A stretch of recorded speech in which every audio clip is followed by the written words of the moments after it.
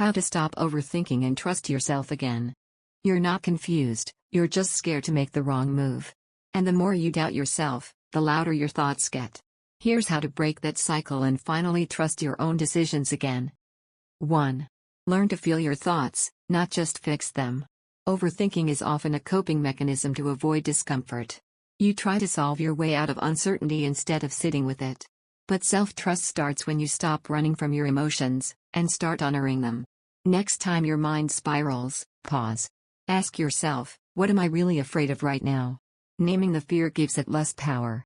You don't need to solve everything. Sometimes, you just need to feel it and stay. 2. Stop asking for advice you don't need. Every time you crowdsource decisions, you silence your own inner voice. You already know what you want, but fear makes you seek confirmation.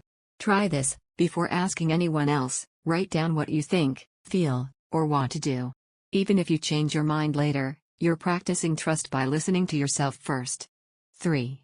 Make small promises and keep them. Rebuilding self-trust isn't about big wins. It's about consistency. When you say you'll go for a 10-minute walk and you follow through, you tell your nervous system, I show up for me. Start small. Honor your word. Over time, your mind stops doubting you, because you've proven you're reliable. 4.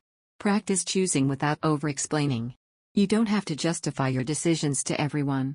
When you explain yourself too much, it signals, I'm not sure this is okay.